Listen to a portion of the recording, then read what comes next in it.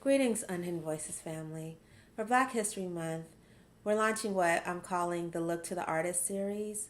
It's an opportunity for us to turn to artists who can crystallize the ideas, the thoughts, the emotions, and the inspiration that we need in this very tough time that we're dealing with. Our first artist is Raina Leon. She's an educator, writer, and a coach, and she's going to share her poetry with us and share some inspiration. So please join us. I know that you will walk away feeling very proud, very inspired, and hopeful for the future. Listen, learn, and amplify with us.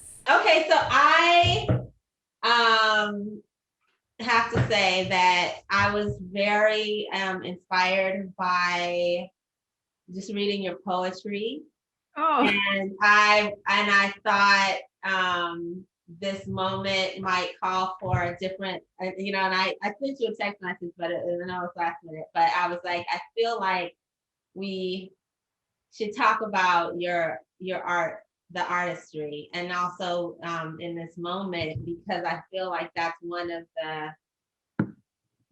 things that it's just a healing um aspect of like what you're bringing to to the work and to the community, and mhm. we haven't talked about it before, so I wanted to ask you some questions about that, Okay. as well as and I know I was supposed to send you a list of questions, but I appreciate you for coming on regardless. I can vibe. No worries. Can roll with a lot of things. No problems. Yeah, no, it's dead. I mean, obviously, this moment has been just really. It's just such a difficult. It's a difficult time, and I feel like there's ways in which we are able to move forward, and the art is one way, and Yeah. so I was like, okay, I think we should talk about it, and it inspired me to say, like, maybe we dedicate the next few episodes to artistry. So Wonderful. yeah, so I want to thank you for that inspiration. I read your poem, The Only Color, Mhm. and it was beautiful. So I'm going to ask you some questions about it, and also just about your work. I know about your work, obviously, with St. Mary's, but your art. So the first question I want to ask you is, what do you think it means to be an artist in this moment? Um, it means a lot. I think that's pretty obvious. Um, so I will say this, that artistry in the past, a lot of MFA programs, especially that are working from a very Western whiteness, white supremacist kind of model Yeah. of, of creative practice, is like, we just create the art. and, and if you are political, it is not art. It's that positioning. And if you are engaged in thinking about community, it is not art. And that is absolutely false. I think that's totally contradictory to the work of the artist as literary citizen, Yeah. and as someone who should be. There's this old phrase, and I don't know who it comes from. I think it's an anonymous kind of thing over shared over generations, of kings fear philosophers and poets, Mm. and that fear is rooted in how philosophy has the capacity to inspire criticality and thought, and art, poets, writers, musicians, all of us who are engaged in the arts, has the capacity to inspire the imagination of what those thoughts can be, Mm. right? And to really affect, to galvanize, to agitate, to inspire that movement, to enact a vision of something better. And that may be very different from what a king represents. of one person, one seat of power, one control over a populace of people, of the love within them. And so when I think about the what it means to be an artist in this moment, I think of that, right? The old world is gone. It's never coming back. And if we accept that, if we engage in a, if you will, like a radical acceptance of that, then we have to actually all become artists, all become creative thinkers, and to imagine and build into that new world. And I think that, especially for BIPOC folk, Black, Indigenous, people of color, our ways of imagining are very rooted in a communal love and accountability. Yeah. And so if we center that, and if folks who do not identify there say, actually, I need to change my worldview, maybe the worldview that I have inherited is actually problematic. Yes. And let's do some different work. The work of the artist becomes that of a communal practice of love, that of an agitating of love, that of a speculating and building into the world to come in a shared, and a recognition of our shared breath and how important that breath is. Yeah, so that's. Oh my God. Okay, so then that makes me want to know, when did you first recognize that you were an artist? Like, when did you name yourself as an artist? That's a great question. So for me, I tell the story of it being very financially motivated. Because I've been writing, I've been journaling and writing poems since forever. Like, I remember writing my first poem that I could identify as a poem in its form. Mrs. Mazuka, thank you for the Diamante form. And I remember that I held on to it because I'm a hoarder, so I still have it. But I've been writing poems and journaling and fiction. I did a lot of fiction primarily coming up. But it wasn't until really college when I performed at a slam and I won. And behind me, if I took away my screen, you'd see like the little plaque that they gave me. It came with $50. And I was like, all right. I can buy more books and food. I'm hungry college student with no money. And then I was like, okay, when I was a doctoral student, I had been sending my work in all these places, and I had some success, but in like publication, but I'd never been paid for my printed work. Yeah. So there, I got a check for a poem from a journal called Anti-Muse, which is quite interesting. I got a check for $8 for my poem. Wow. And I was like, yes, I am a poet. I pay for coffee. Is that what you did with your $8, or did you just like frame that check? No, I probably paid for sushi, honestly, like, some grocery store sushi. Oh, that's so good. Okay, so one of the things that I've learned about you is that you define yourself as an art activist. Yeah. And that's how you describe yourself and your work. And can you talk a little bit more about what is art activism, and how does your work, how does it manifest as art activism? Yeah, there's a huge continuum of different art practices, right, that folks engage in, whether it's guerrilla art of going into spaces that have been, for example, gentrified, and actually pushing back and providing murals or yarn bombs in the middle of the night to really represent the communities that have been disenfranchised. That's one thing that folks have done. I do a lot of work around holding space for voices, as well as particularly BIPOC creatives. So, and part of that is like just validating that our stories are actually important, and not just important, but central. Yeah. That we aren't, although our power has been historically marginalized, we are not living on the margins. So that we are actually in entangled with all of that becomes, that rises, right? And so my work is really in that push and holding space and organizing.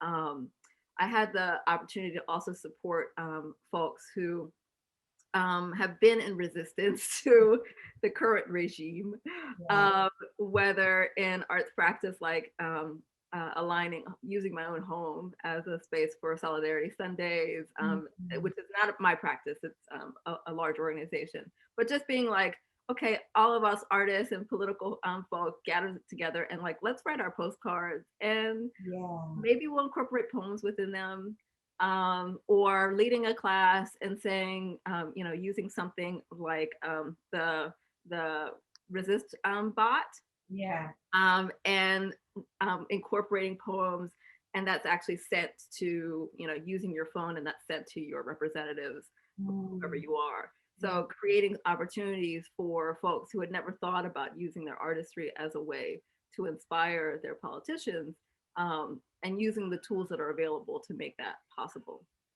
So I do a lot of like holding space, agitating, and also just like affirming that we are here and vibrant and have always been here. Wow, so powerful. Okay, so you talked a little bit about this, I think, but I want to just ask you, what role do you think art does play in this particular moment that we're in? I think, and I know that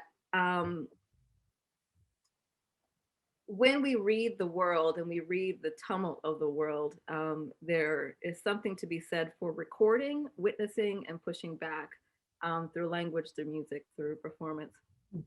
And so it's important to, when we learned about the 545 young people who were taken from their families and they could not be found, because of the gross abuses of this administration, that a place for the artist is to not let that go forgotten, right? Not let that be a news item on page 17, and then the next day it's gone, but to actually record. And there's a poet and writer, Tim Hernandez, who also uses his art as a way of like connecting with children who have been put into cages, because that's the trauma of this time too, and galvanizing communities to go to centers and try and provide arts materials for those kids, but also just protesting on site. And so there's this balance between like all the ways that one can say this is wrong, and it's with voice, it's also with, and I think that extends, of course, to the Black Lives Matter protests, right? Like think of the artistry of the murals in Oakland, right? And all of these places are boarded up, trying to like preserve the capital of the business, and at the same time, artists use that as a way to draw attention to the visual stories, the visual costs, and it's beautiful. It's beautiful and heart-wrenching. And I think that even that of like creating something where it's not gone after the protest is done, but actually persists, and folks have to walk through and to think and talk. So I think that all artists have to think about what our media are and how we can read the moment and again record, resist, hold space for those courageous conversations that folks want to talk about having in like diversity, equity, inclusion, those DEI workshops, but actually just check a box and move away from, right? So like let's have something that is a series of murals all over the street. And this is something you live. You don't just talk about it or check a box. So that's, I think, what art activism in this moment can be a part of as well. So then how do you use your artistry for two things, like to address racism and the grief of it, and then also to disrupt white supremacy? Yeah. So I write. That's the first thing. And I especially as my identity as a Afro Boricua Black mother in these times of um, I I think about my 2-year-old and my 7-month-old all the time, and I think about Tamir Rice and his mother. I think about Ayanna Stanley Jones and her people. Um, I think about all these children who have been picked up by police officers and slammed to the ground or put into handcuffs for acting out, whatever the hell that means, like acting like kids, um, and and their lives being threatened. And so I think that my work as a writer is also in that space of calling attention to the larger, but also bringing it into the personal because they are related. And the grief um, is shared. I also push within my work that there can be a holding of complexity. When I think about, I particularly identify as coming from Black and Latinx communities. And oftentimes there is this like monolith of like, oh, you're Latinx, Latinx, and like everybody's the same. We ain't the same, like very different backgrounds and political concerns and all these things. Oh, you're Black, everybody's the same. What? No, there's no way we're all the same. And we can hold a lot at the same time. We can be enraged and also be joyous about movement through that, right? We can hold intense grief and treasure memory. We can, there's a lot of complexity. And I think that, when the larger landscape, when the larger world that seeks to control says, you're the angry Black woman, like that's your box. It's this way of sculpting the message. And so my work, it pushes back against that sculpting and says, your box is pretty to you. It's just a box. And it actually nothing. Yes. So shake it up, think differently, because we can hold so much. And I just led this workshop the other day for a Dominican, and it was all about music and cartoons and finding one's joy. And during the workshop, and all the resource texts that I brought in were primarily Black women, actually, who were central artists that we studied. Lucille Clifton, Janelle Monáe in particular, that come to mind. So anyway, we the short hair love, we watched that too, which was fantastic. So we do this intense study, and then I gave them all these writing prompts. I'm watching them as they're engaging with turntables from Janelle Monáe. I'm watching them as they're engaging with hair love, and the tears, like because they like there's this explosion of the heart with those two texts and and immense possibility. And so we watched these two things in multiple times, and we also had listened to Homage to My Hips, Lucille Clifton, fantastic poem, but we listened to her voice reading it, right? Which is a different thing than seeing it on the page. And we talked about how like this had opened up, these texts had opened up so much for them, and they're crying, they're laughing, and at the same thing, right? It's like, and let's start with laughter. Oh my God, I'm breaking apart, and now I'm stitching myself back together, and I'm unpacking what that is. So you know me, especially in this world of education and teacher education. So my work too is really in the space of twin vocations, and I love when they overlap. When I can really center, particularly Black voices, but also voices of a larger, larger communities of people of color, and push people who do not identify as BIPOC people to be like, how did I not, how did I not see?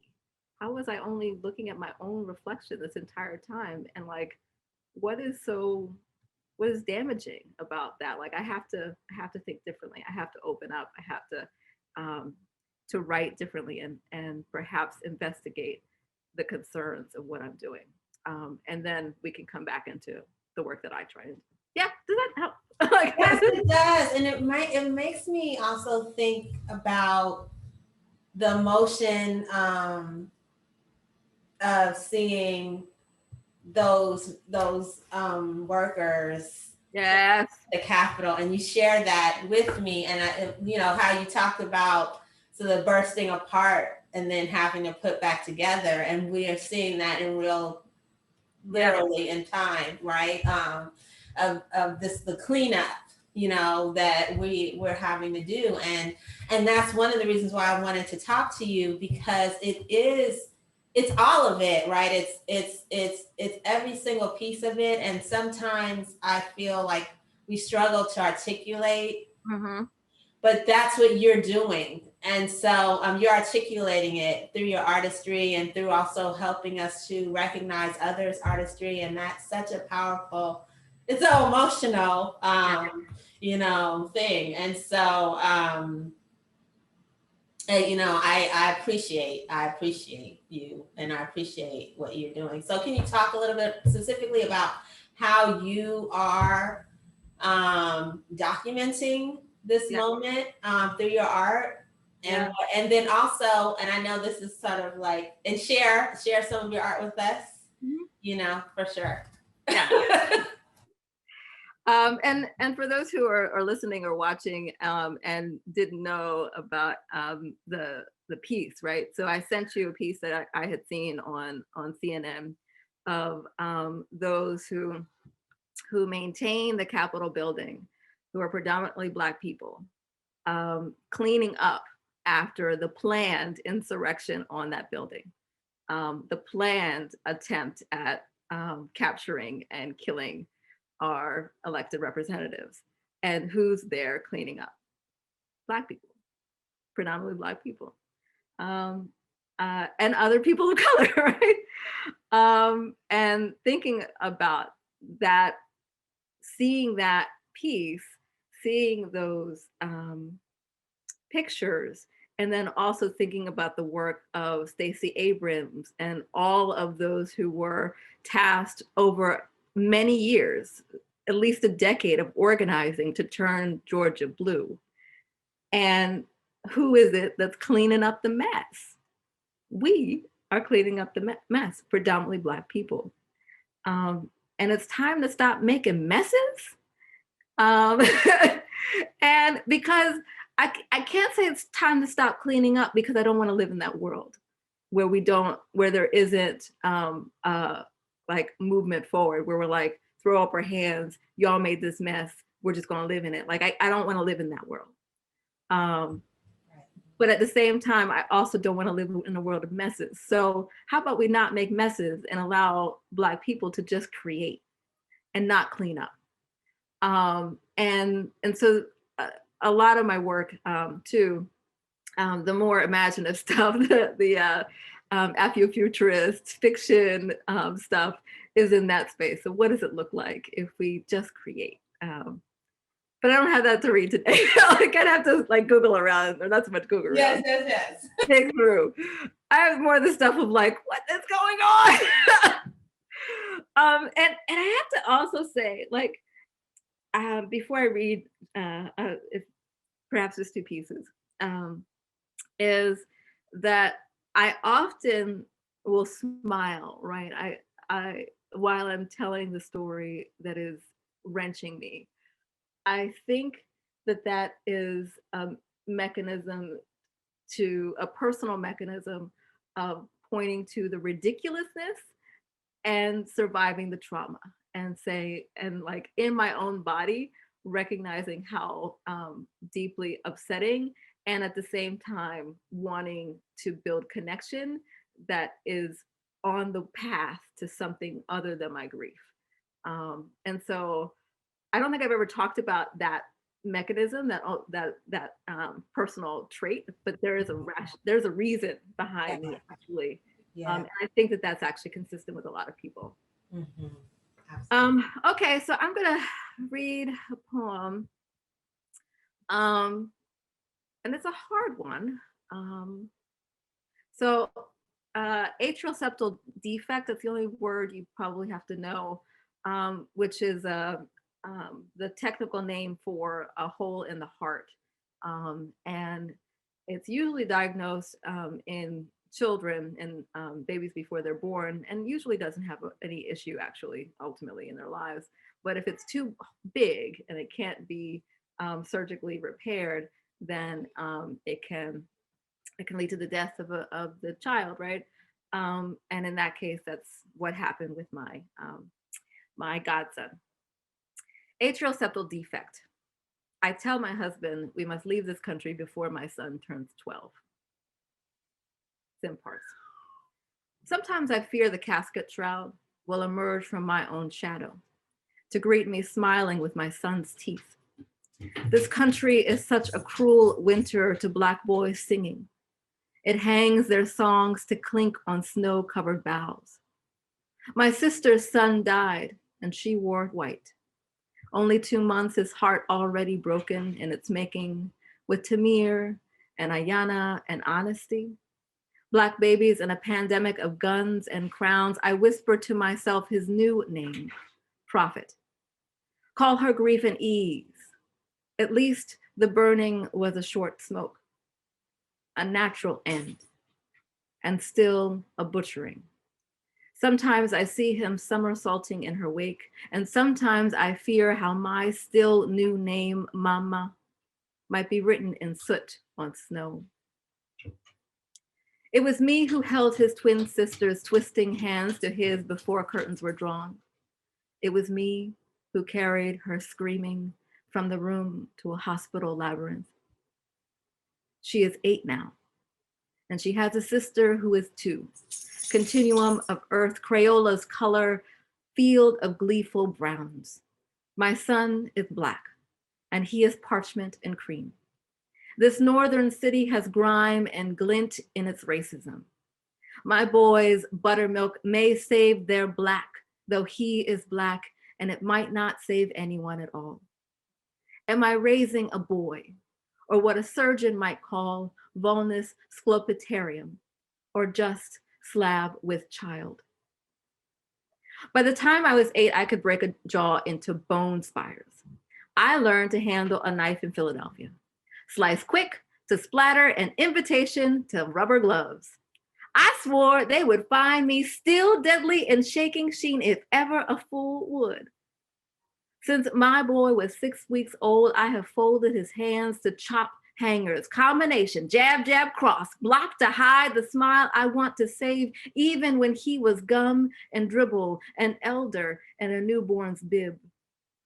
In Germany, 3 days it took to leave the serrated honing behind. I felt safer in a place of dead crematoriums than my own country. A hospital in rubble, a shriek repository shaken to sound the stones. My sister hid hers in the bathroom, her boy's body prepared in his homegoing clothes while she shook the walls we could not see with her fists. Who knows the time it took to bring him? I took the only pictures and lost them, the only ones of his still body held by us all outside of the hard incubator plastic, one by one, by one, the adhesive of the tube tape a tacky crumble on his cheek. If my boy falls to metal, not natural, shard me up. Abyss cut water to darkness. If a building stand, it is a lie. A forest of names for empty-eyed women, the only real, also real. This country will kill you if you're not looking, and even if you are. Mother, my God, she asked me. Mother, my God, my God. Okay, that's a hard poem. Oh, oh my, oh, I'm, I just, that was, I'm broken. That was just beautiful. It was, it is. Ah, ah, Oh boy. So, let's see. Let's see. Do we have a happy poem to read? Okay, let's see. Let's see. That's a hard poem. yes. It was everything. Oh, it was perfection. Wow. Thank you. Thank you. Mm. Let's see. I think yes, I do. Yeah. Okay. So I also do a lot of play with music now because I'm taking piano lessons and have been since the pandemic started. So uh, right before the pandemic started, shelter in place started. So for us, that was in March, mid March, and right before that was going to happen, I got in the news that I got full professor, and I decided I was going to spend a whole bunch of money and buy myself a piano. And so I bought a piano because, I wanted to celebrate myself. Yes. Because I certainly didn't, like for tenure, I had a drink with some friends. Like, so Right. I didn't do anything big. Like No. these people who got tenure, we went to a bar. Back when we could go, right? Back when Right, we could. right. So when I got full, I was like, okay, I'm going to celebrate this. And I was real pregnant and I wanted to have a party. But then the pandemic, we had the shelter in place and I was, it's going to take a while. So I bought myself a piano. And the day before we went to shelter place, we got the date. And I was supposed to have my piano delivered the day of shelter in place. And I called the people because they're a piano spot, DC Piano, they're fantastic.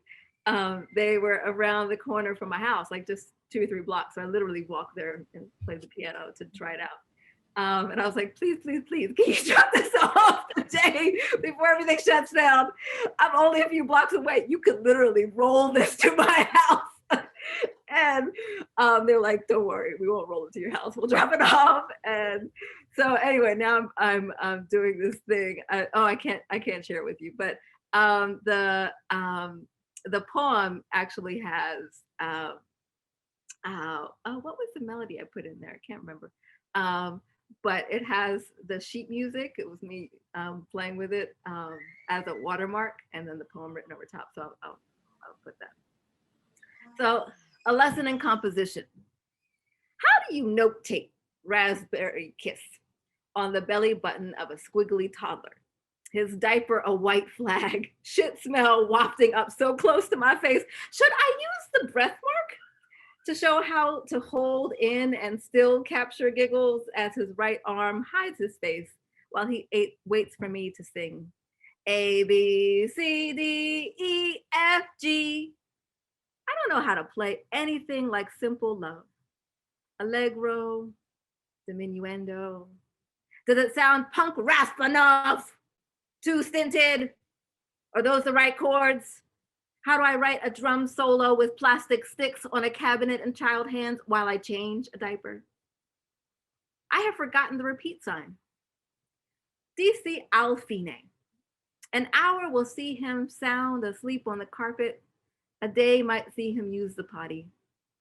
Yes, how to notate elation and not. He is my baby, my child. I sit next to my mother as I write this poem. Her child long past rolling lipped. Generational song that we are in breath. Once we were all matryoshka, an ova within a body dreaming a body and song. Lullabies and giggles. Raspberry kisses on a poem, waiting for a belly. And in that song, in that poem. Oh, that was so sweet. I love that. Well, and in that poem, right, there's no mention of my Blackness. There's no mention of my different linguistic pieces that I explore regularly. There's no mention of identity other than being mother and in relationship to my mother. And yet all of that is in there. It's all in there. Um, and I think that that's something in my practice as an artist, is to say that the writer is writing themselves and a bridge to you as a reader, and that every poem is constantly changing us. That's Louise Rosenblatt. That's transactional theory. Like, the poem changes you. You change the poem every time you encounter it. And in that is this, and she says that every text is a poem, which as a poet I love. But this piece of like, that all of me is written there and it meets all of you, and you are changing the poem and also changing me in that relationship, and I am changing you. There's this back and forth. And I think that too, that oftentimes, especially when folks are like, oh, this person has done Kave Kanam and they're part of that community, they're like, but where are the Black poems? It is a Black poem because I am Black. It is a Latinx poem because I am Latinx. It is all of me. All of me is in that. And again, if the frame of reading my work is like, how do I put you in a box and how do I put this in a box? You're reading it wrong. You're reading it wrong. So. Oh. And it's, well, this, what you're saying also kind of connects to my two final questions for you. And one is around the mentors of you, like who has mentored you, and whose work do you reach out for inspiration? Uh-huh. And the final question is, what do you want us to know about what it means to be an artist? So those are my two questions. So who has mentored me, and who folks should read in that one? I have been very like, I have chosen well in the communities that have also chosen me. And I hope they will say that they have also chosen well. um, and that I've been a part and continue to be a part of communities like Cabecanam and Canto Mundo and Macondo and Círculo de Poetas y Writers, the Obsidian Foundation, which is an organization of poets of the African diaspora throughout the world. And Bona, Voices of Our Nation's Arts, among others. And in all of those spaces, I have found mentorship. So to have someone like Patricia Smith know your name, and to ask about your children, and to like, I first, I want to say I first met Patricia at Kave Kanam. Yes, and she did this incredible, I still think about it, incredible workshop where she had found a treasure trove of archival Black photos from, I want to say, the early 1900s, 1800s, and had used them to, and no names, no histories attached to them, but had challenged us to try and unpack the stories written in the tintypes and the photographs in some way and write from them. Still think about that. Having this archival piece where you don't know someone's history, but you know that it's there and it's important to preserve. So Patricia Smith is a huge influence on me. Martina Espada. I'm also very strongly influenced. I always go to the work of Araceli Gurmay, who is a friend. We went to Kave Kanam for the first time together. We found one another on the train there. And her work and just her being, she is a person who walks in light. She walks in a room and the whole room lights up, and can hold grief and joy and wonder and love. She writes with such great love. Kwame Dawes is a huge influence on me. He's the hardest working writer in the world. And I think it says something like that even on his website, like because he really is. If anybody just look at his like CV and you'll know. Oh, wow. Incredibly generous, incredibly generous. And he knows everybody. He remembers everybody's stories. He looks out for you, even though I haven't talked to him for a long time. I reached out to him for a rec, for example, a while back, and he was like, I know everything. I've been tracking you. Don't worry. Like, I got you. And, you know, folks like peers, like Tangolisa Martin. Did you see the news? He's the new San Francisco Poet Laureate. Oh, wow. Yes, it just came out, like, I want to say yesterday. And he's my children's godfather, one of their godfathers. And I was like, yes, padrino, compay, okay. So yes, I think lots of folks have mentored me, lots of folks I go back to whose work I love deeply. You know, I founded the Ascensus Review 12 years ago, and I read folks who I've published over and over, and I really delight in saying I published them first. It's a little pride thing. Wait, you have to talk about the review. Talk about it. Yeah. So the Ascensus Review started in 2008. So we're coming up on 13 years. At this point, we've published over 900 Latinx, Latinx writers, artists, performers. And I am really excited about the work that's been done. I work now with Lupe Mendez, who's an associate editor. He is an incredible reader, as well as he handles the social media and was like on it, visionary. But yeah, almost 13 years, and we've kept the ship running, and publishing across at least 5 languages, fiction, nonfiction, translation, some really fantastic work. I think it was the last issue was like the queerest issue we've ever had. It was like, I don't know, 70-80% of folks identified as queer in different, you know, backgrounds and so on. But like, it was fantastic. Because and it wasn't a special issue. It's just what came from submissions. Oh, that's I was so thrilled because we are getting more folks who have all these different intersectional identities coming through. And I did this analysis of the review because every now and then I look at the data and everything.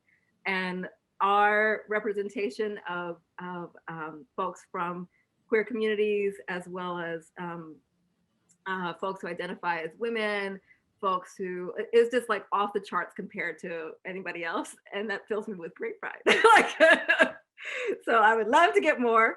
And, you know, we publish folks who've just come out of being in incarcerated systems. We published first-time authors, youth writers, published folks, translation from all over the world. So yeah, it's pretty exciting. awesome. And so people who are interested in maybe making a submission can check out ascentosreviews.com. So, and our submission guidelines are there. Every now and then somebody who's real industrious finds my email address and sends me a personal submission, and then I respond to them. No, we have a submission manager. I can't even read it. Like, it has to be there. And once it's there, I'll read it. But like, don't come to my mailbox. Like, but like, I have to give them credit. Like, they were real industrious and found my information. But yeah, it's a wonderful journey. And I've had the great joy of meeting people that I've published over the years. And that's always a delight. I was actually on a radio program that just came out yesterday with someone we published maybe a year ago. And when we did the radio show, because he uses a different name as his publishing name, he didn't know that didn't know that I had published him, and he didn't know that I was a publisher. And it was this happening of figuring it out. Like, so it's great. It's definitely a delight to be a part of that work. And it's an extension. The Louder Arts poetry, Louder Arts show, Loud Arts Collective was its title, was in New York for many years, held slams, did workshops in New York. Out of that emerged the Acentos Bronx Poetry Showcase, which was Oscar Romeo who, and Fish Vargas, who are also now based in the Bay. And then there were other folks of that collective, but I came to know them really early in the existence of the reading series. And they had me as a feature after hearing me once read on an open mic. Um, and then I became a really active member of the Acentos community. I went to every reading because it was a monthly series, to the point that even when I moved to North Carolina, anytime I was in New York, I went to Acentos and stayed with my Acento sister, Maria Nieves. And so it became such a big part of my life. And when I moved to Germany was when I started the Acentos Review, which I had been talking to them, the organizers, about, like Rich Viad and Oscar and Fish for many years. So, and they also had incredible people who were part of that collective, who were mentors, like Martina Espada, like Willie Perdomo, Miguel Algarin, who just recently passed away, who was one of the founders of the New York Poets Cafe. Like, Acentos is part of a longer Nuyorican tradition. And so the Acentos Review always remembers, because I always remember the tradition of which we're a part. And we're actually in a book.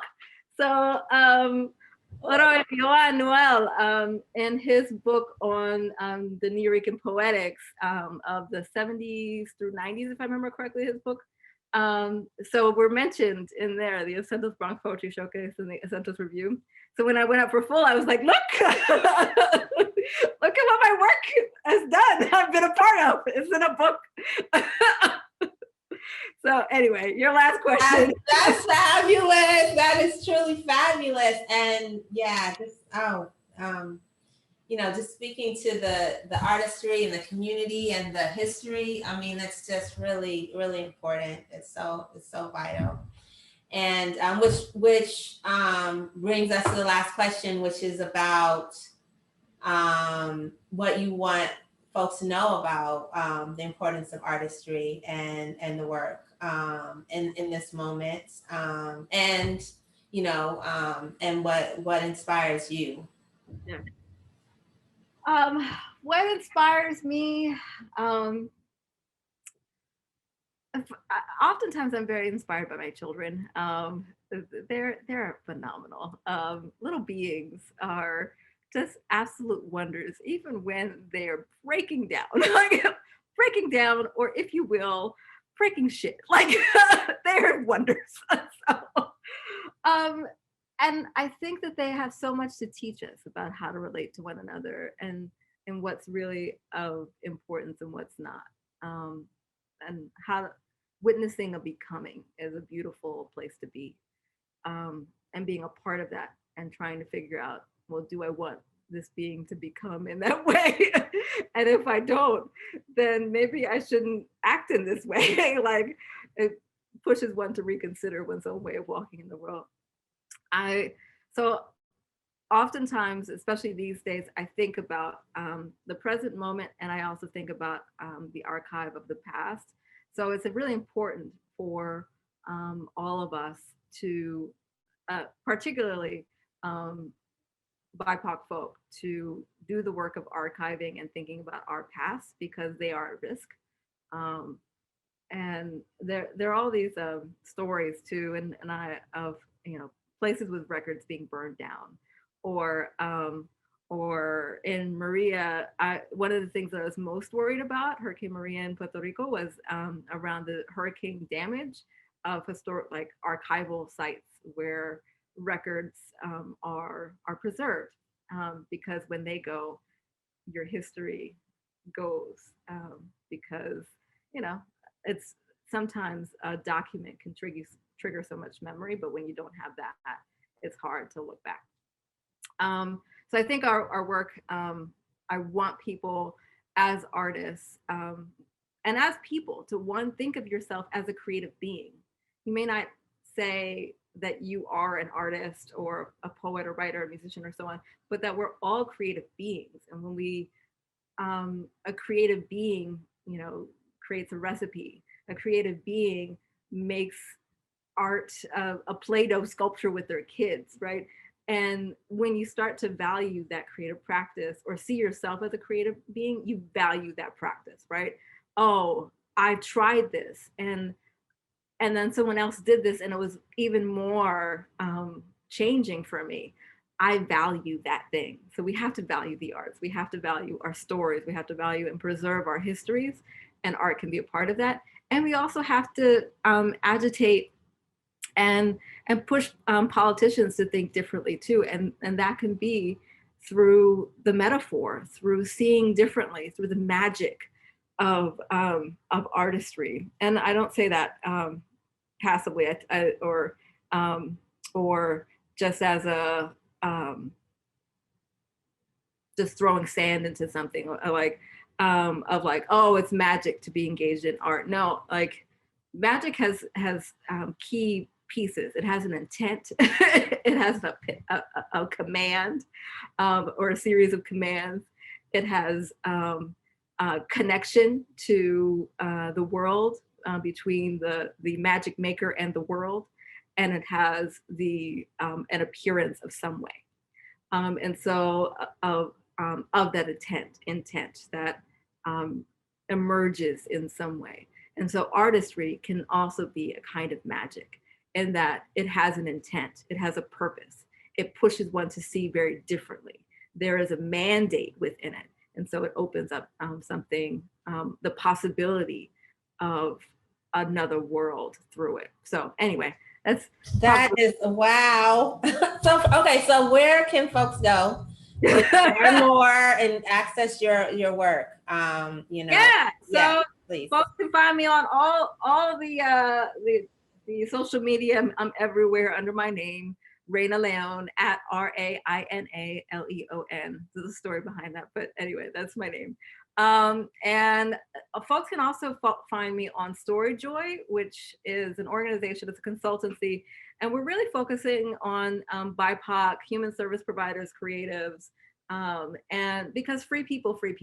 And so we're trying to really focus on our freedom, so that, and practices around our liberation and joy, because that ripples out. And rather than being the folks who clean up messes, no, we're going to focus on people originating ideas and practice and community, and that as a space of like incredible power, welcoming community, but not in a way of just preserving what is and cleaning it up.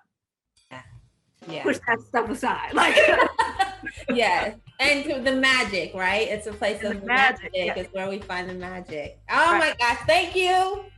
I'm so grateful. I'm so very grateful to you. I know for sharing, for your artistry, for the contribution. It's just so powerful and so important. And I feel like I need time to just, because I have goosebumps from just listening to everything that you said. So thank you so very, very much. Absolutely. For those of you listening and watching, this podcast is going to air